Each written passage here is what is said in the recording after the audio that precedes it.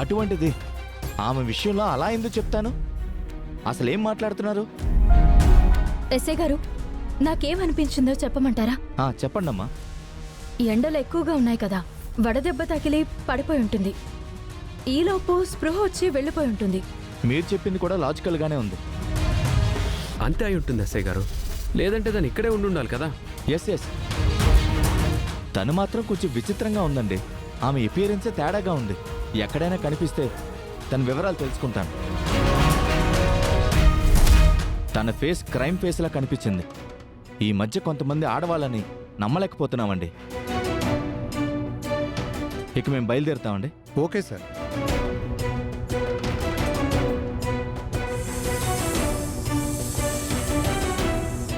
మిమ్మల్ని వెళ్ళిపోమని చెప్పాను కదా, ఇంకా ఎందుకు ఇక్కడే ఉన్నారు?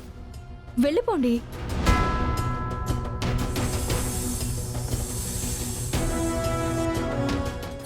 పూజారి గారు, మేము అక్షయ్ని తీసుకుని వస్తాం, మీరు వెళ్ళండి పూజారి గారు. సరే అమ్మా, మీరు తొందరగా వచ్చేయండి.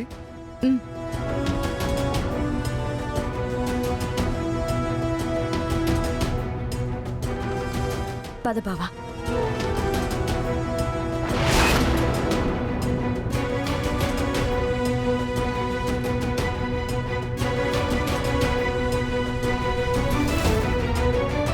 ఈ భక్తుల్ని దాటిన తర్వాత జనసంచారం ఉండదు. అప్పుడు అక్షయ్ను తీసుకుని వెళ్ళిపోవడానికి అనువుగా ఉంటుంది.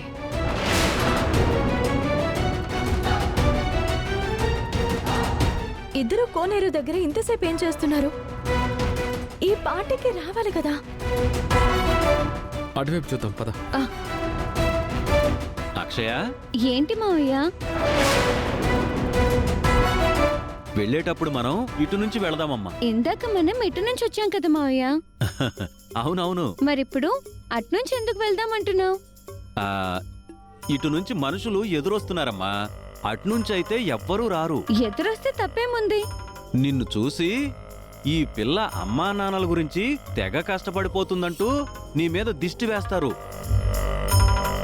అలాంటి దిష్టి నీ మీద పడకూడదు, అందుకని అంటున్నాను. ఈ మావయ్య ఏం ఆలోచించినా నీ మంచి గురించే ఆలోచిస్తాడమ్మా. నా మాట మీద నీకు నమ్మకం ఉందా లేదా? నమ్మకం ఉంది మావయ్య. అయితే నాతో రామ్మా.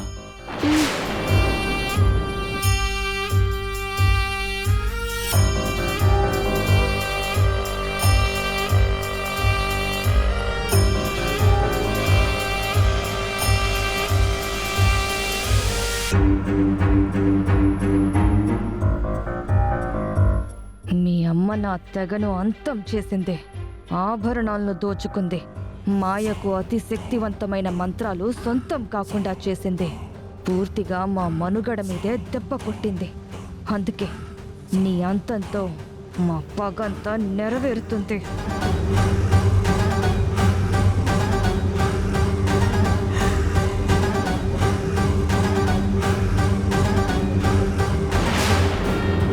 అక్షయ,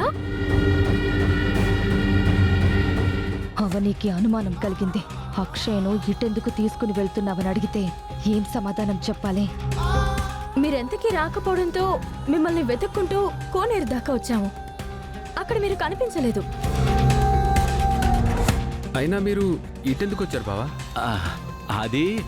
అది చెప్పు బావా. మీరు రావాల్సింది అటు కదా, మరి గుడి బయటకు వెళ్లే దారిలో ఎందుకు వస్తున్నారు? మాట్లాడవేంటన్నయ్య, చెప్పు. నేను చెప్తానమ్మా. కొందరు భక్తులు నన్ను చూసి దిష్టి వేస్తున్నారని మావే నన్ను ఇటువైపు నుంచి తీసుకుని వస్తున్నాడు. అవునమ్మా, అందుకే ఇటు నుంచి తీసుకొస్తున్నాను. అంతకుమించి ఏం లేదు, అంతే. అంతేనా? ఇంకేం లేదా? అంతేనమ్మా, ఇంకేముంటుంది? నువ్వు నన్ను అనుమానిస్తున్నావా? నేనేమన్నా మాయను అనుకున్నావా, లేక వసీకారు అనుకున్నావా అలా అడుగుతున్నావు? అయ్యో, వాళ్లతో నిన్నెందుకు కలుపుతానన్నయ్య? ఇంకేమైనా కారణాలున్నాయా అని మామూలుగా అడుగుతున్నాను. ఇంకేం లేదమ్మా. సరే, వెళ్దాం పదండి. అక్షయ, బిందె బరువుగా ఉందా? నేను పట్టుకోనా? బరువేం లేదమ్మా, నేను పట్టుకుంటానులే. సరే పద.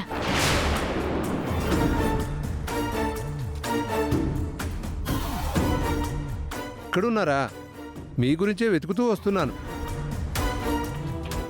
నేను చెప్పిన విధంగా సమయం 12 గంటలయింది. సూర్యకిరణాల నీడ ఇప్పుడు పడుతుంది. భక్తులందరూ ధ్వజస్తంభం దగ్గరికి చేరుకుంటారు. ఆ ఘట్టం దగ్గరికి వెళదాం పదండి. మరి అమ్మవారికి జరిపించాల్సిన అభిషేకం? ధ్వజస్తంభం దగ్గర చేయవలసిన కార్యక్రమం చేసిన తర్వాతే అభిషేకం చేద్దాం. ఏం పర్వాలేదు. బిందెను పక్కన పెట్టి మీరు రండమ్మా.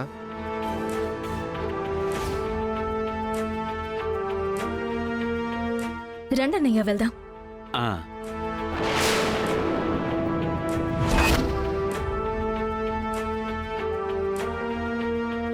అక్షయ చేతికి చిక్కినట్టే చిక్కి మిస్ అయింది. ఓణీల ఫంక్షన్ నాడు జరిగినట్టే ఇప్పుడు కూడా అలాగే జరిగింది. బిడ్డను కాపాడుకోవడానికి చివరి నిమిషంలోనైనా తల్లొచ్చి అడ్డుపడిపోతోంది. అవని నమ్ముకున్న అమ్మవారు అన్ని విధాలా సాయం చేస్తుంది. నేను నమ్ముకున్న కాపాలిక ఎందుకు సహాయం చేయడం లేదు? ఏం జరుగుతుంది అసలు అర్థం కాకుండా ఉంది.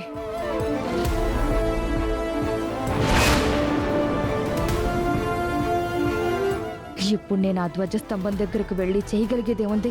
అంతమంది మధ్య నుంచి అక్షయ్ను తీసుకుని వెళ్ళడం అసంభవంలా అనిపిస్తుంది. పైగా ఆ పవర్ వల్ల నాకేమైనా జరగచ్చు. ఇంకా నీడ పడలేదేంటి? కాసేపట్లో పడుతుంది. ఎందుకంత తొందర?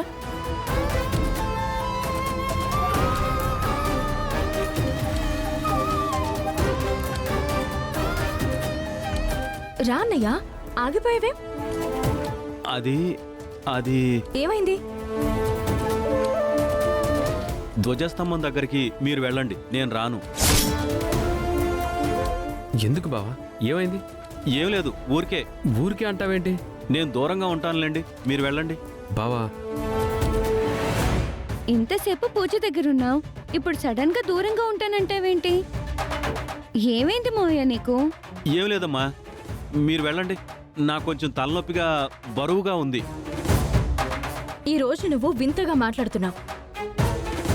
యాగం మొదలైన దగ్గర నుంచి చూస్తున్నాను. ఇదివరకు గుడికొచ్చినప్పుడున్నంత యాక్టివ్గా ఇప్పుడు లేవు. ధ్వజస్తంభం నీడ మన మీద పడితే ఎంతో మంచిదని పంతులు గారు చెప్పారు. భక్తులందరూ దాని గురించి ఎదురు చూస్తున్నారు. నువ్వంతటి అదృష్టాన్ని కాదనుకుంటావేంటి? ఆ నీడ నా మీద ఎట్టి పరిస్థితుల్లోనూ పడకూడదు. ఇంకేం ఆలోచించకుండా రా అన్నయ్య. రా. రా బావా. రా వదలమ్మా, అన్నయ్య. వదులు. అయ్యో, నేను రాను. రమ్మంటే వదలమ్మా. రామావయ్య, ఎందుకింత ఇబ్బంది పడుతున్నావు? రా బావా. రా నేను రానమ్మా. మావయ్య. అవని, రా. నా మాట విను. త్వరగా రా. రా అంటుంటే నేను రానమ్మా.